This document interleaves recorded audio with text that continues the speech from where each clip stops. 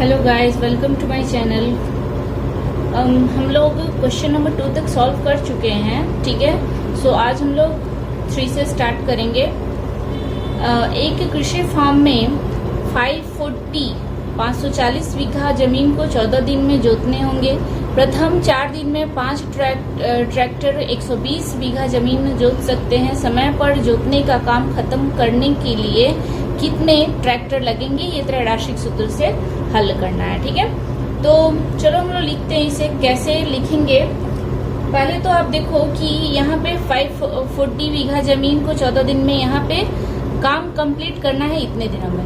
लेकिन 4 दिन के बाद क्या होता है कि 4 दिन में कितना यहाँ पे यहाँ कितना मेरा लैंड ये हो जा रहा है, 120 बीघा मेरा पहले जोत दिया जाता है, यानी कि ये प्लॉट कर दिया जाता है, ठीक है।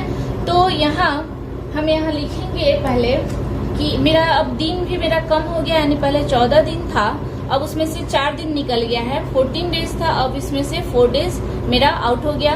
तो अब कितना मेरा बचा, पहले हम ये लिखेंगे, ठीक है। रिमेनिंग डेज लिखेंगे। सो रिमेनिंग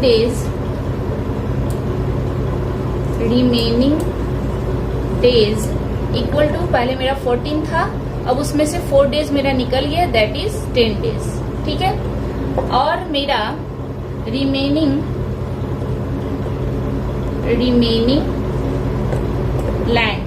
लैंड में अब मेरा कितना जोतना है ये लिखना होगा। पहले मेरा 540 था, उसमें से मेरा 540 में से अब 120 निकल गया, ठीक है। 120 बीघा जोत लिया गया है। तो हम यहाँ लिखेंगे remaining land equal to 540 minus 120, that is 420 bigha, okay. इतना मेरा अब बचा। अब हम यहाँ पे लिखेंगे मैथमेटिकल लैंग्वेज में हम कैसे लिखेंगे, पहले यहाँ लिखेंगे क्वांटिटी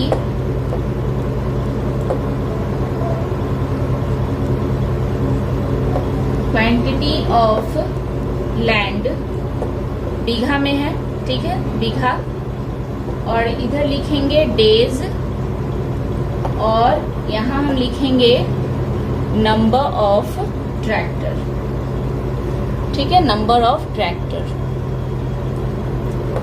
मेरा अब लैंड पहले कितना था, 120 बीघा जोत लिया गया है, इसलिए पहले हम 120 लिखेंगे। डेज मेरा कितना लगा, उसमें 4 डेज लगा, और नंबर ऑफ ट्रैक्टर उसमें कितना लगा, 5 लगा, ठीक है। अब मेरा कितना बाकी है, 420, ओके, 420 बाकी है। और यहाँ पे मेरा डेज अब है 10 डेज, ओके, 10 डेज। और यहाँ ट्रैक्टर अब कितना लगेगा, कितना ज्यादा लगेगा, ये यहाँ पे क्वेश्चन मार्क यहाँ पूछा जा रहा है। तो आप लोग देखो कि यहाँ 120 बीघा पहले है, तो 5 ट्रैक्टर लग रहा है, और 420 हो जाएगा, यानी अभी जमीन यहाँ ज्यादा अभी जोतना है, तो यहाँ मेरा क्या हो जाएगा, ये मेरा बढ़ेगा, यानी इसके साथ इसका डायरेक्टली प्रोपोर्शनल है, ठीक है। लेकिन डेज यहाँ मेरा पहले 4 डेज है, तो 5 बीघा लग रहा है, और यहाँ 10 डेज है, तो ऑब्वियसली यहाँ इससे मेरा कनेक्शन कम हो जा रहा है, यानी कि डेज मेरा जब ज्यादा हो जा रहा है तो ट्रैक्टर मेरा कम लगेगा। सो यहाँ मैं लिखूंगी when the land increases, then number of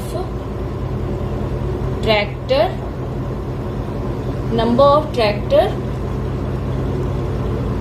increases, ठीक है, number of tractor increases, and when सो यहाँ इससे इसका डायरेक्टली प्रोपोर्शनल है, सो दे आर डायरेक्टली प्रोपोर्शनल,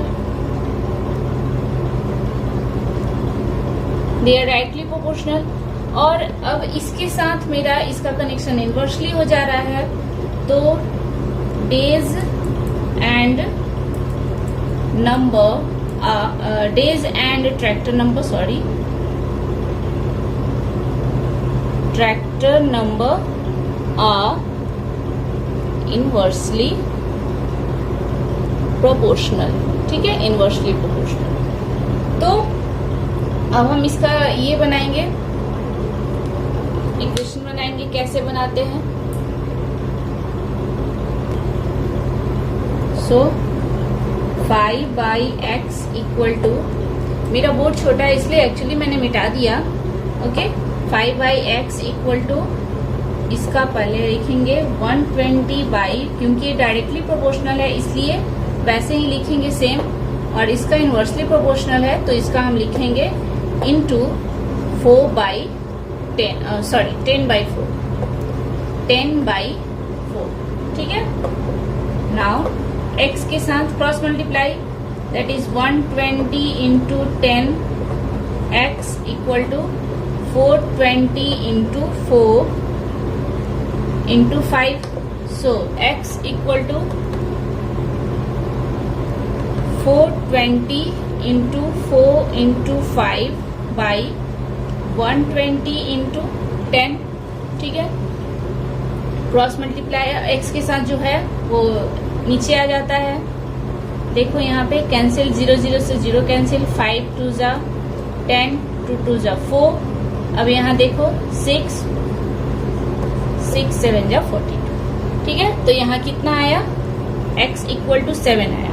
लेकिन यहाँ पे पूछ रहा है कि ये कितना मेरा ज्यादा ट्रैक्टर यहाँ पे लग रहा है, ये यहाँ पे पूछा जा रहा है। सो हम यहाँ लिखेंगे number of more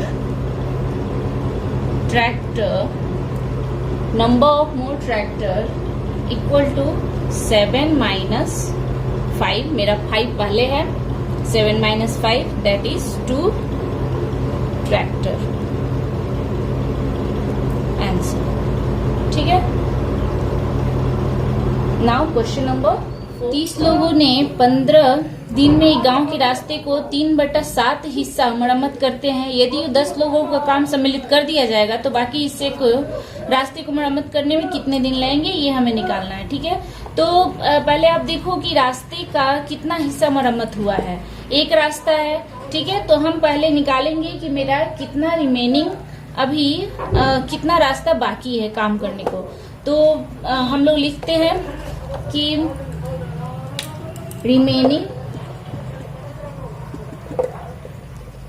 remaining work equal to 1 minus 3/7, 3/7 that is 3/7 मेरा वॉक हो चुका है, तो इसमें से हम 1 को माइनस कर लेंगे।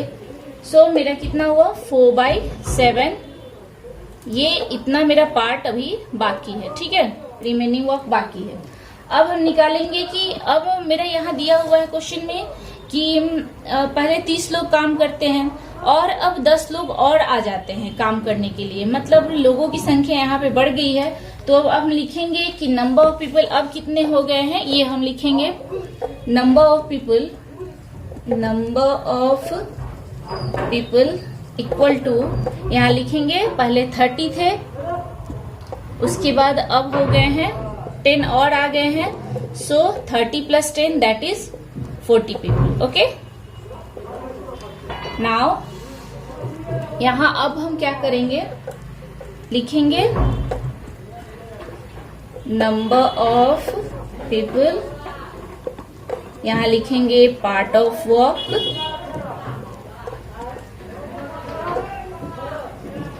एंड डेज, कितना दिन लगा।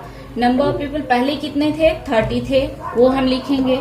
मेरा पहले का कितना काम किया हुआ है, तो किया हुआ है 3/7, और कितने दिन में किया हुआ है लिखेंगे 15। दिया हुआ है क्वेश्चन में कि 15 डेज में ये किया हुआ है। ओके, अब मेरे कितने लोग हो गए हैं, यहाँ पे 40 हो गए हैं, और मेरा बचा हुआ है 4/7, और यहाँ क्वेश्चन मार्क कितने दिन में काम, ये कितने दिन में कंप्लीट होगा काम। ओके, अब आप देखो कि यहाँ पे बढ़ रहा है, ये पहले 30 थे तब 40 हो गए हैं, तो इसका मतलब जब 40 पीपल हो गए हैं तो मेरा दिन कम लगेगा, यानी समय मेरा कम लगेगा, जल्दी काम हो जाएगा। सो पहले इससे इसका क्या है, इन्वर्सली प्रोपोर्शनल हो गया, यानी जब मेरा आदमी बढ़ रहा है, पीपल बढ़ रहे हैं, तो मेरा दिन कम हो जाएगा, टाइम कम लगेगा, तो ये विलोमानुपात है, इन्वर्सली प्रोपोर्शनल है। अब यहाँ इससे देखो आप लोग पार्ट ऑफ वर्क के साथ देखो, वर्क मेरा पहले था 3/7, अब हो गया है 4/7 बाकी है। तो 4/7 को करने के लिए पहले 3 था, अब 4/7 हो गया है, यानी ये बढ़ गया है। तो जब काम बढ़ेगा तो दिन भी बढ़ेगा, तो इसके साथ मेरा क्या है, इसके साथ समानुपात है, यानी कि डायरेक्टली प्रोपोर्शनल है। ओके, सो अब हम लिखेंगे यहाँ, if the number of people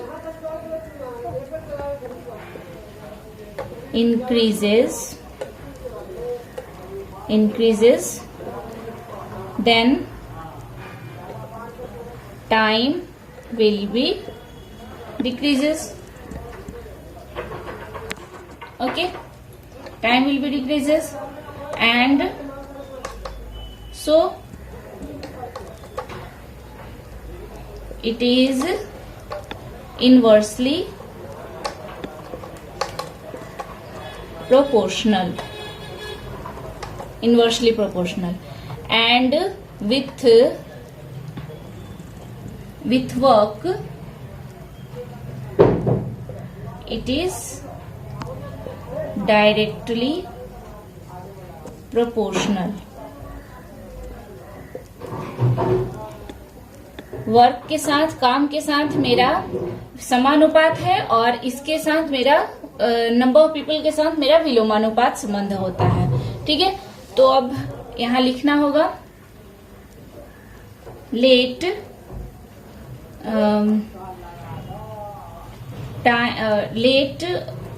work will be completed in equal to x. Okay, so यहाँ बनाएंगे 15/x, इसके साथ मेरा विलोमानुपात यानी इनवर्सली प्रोपोर्शनल है, तो यहाँ हो जाएगा 40/30। ओके, और इसके साथ मेरा समानुपात है यानी डायरेक्टली प्रोपोर्शनल है, तो इसके साथ हम लिखेंगे 3/7/4/7। सो अब x के साथ क्रॉस मल्टीप्लाई करेंगे, तो 40 into 3/7 x equal to 15 into 30 into 4/7। So x equal to 15 into 30 into 4/7 यहाँ आ जाएगा, एंड इसका है मेरा 40 इंटू 3/7, जो ये 7 यहाँ आ जाएगा, 7 से 7 कट गया, 3 से 10, 4 कैंसिल, यानी मेरा क्या बचा 15। So x equal to 15। So हम लिखेंगे यहाँ, to repair the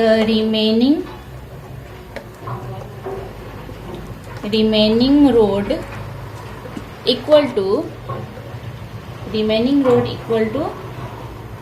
15 days required। 15 दिन में ये काम कंप्लीट होगा या रिपेयर होगा। ठीक है, नाउ क्वेश्चन नंबर 5 में दिया हुआ है 5 हॉर्स पावर संपन्न एक 8 घंटे में 36,000 लीटर जल उठा सकता है। 7 हॉर्स पावर संपन्न पंप को 63,000 लीटर पानी को उठाने में कितने घंटे लगेंगे, ये त्रैराशिक सूत्र से निकालना है, यानी रूल ऑफ 3 से इसे सॉल्व करना है।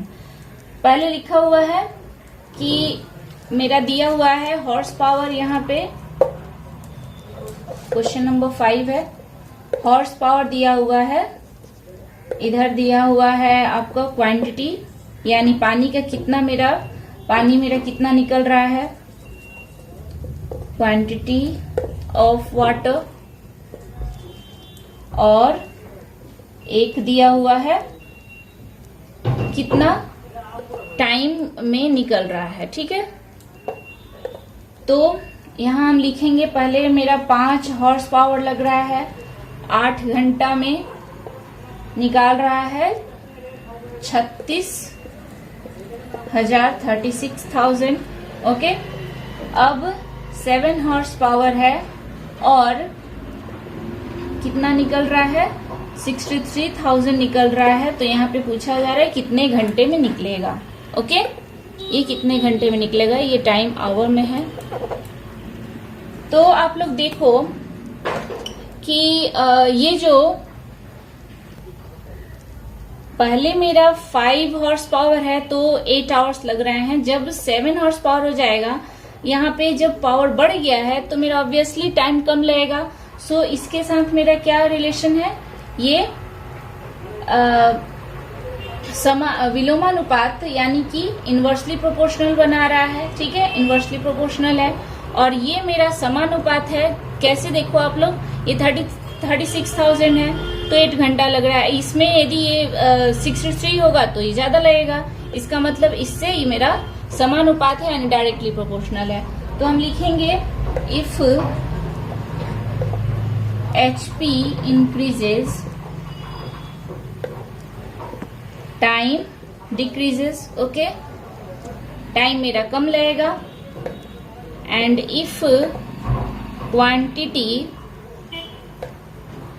ऑफ वाटर increases, टाइम भी मेरा इंक्रीज करेगा। Time increases, so they are directly proportional। ये डायरेक्टली प्रोपोर्शनल है और ये इनवर्सली प्रोपोर्शनल है। सो हम यहाँ मेरा ये इस टाइप से बनेगा। पर लिखेंगे let time taken equal to x।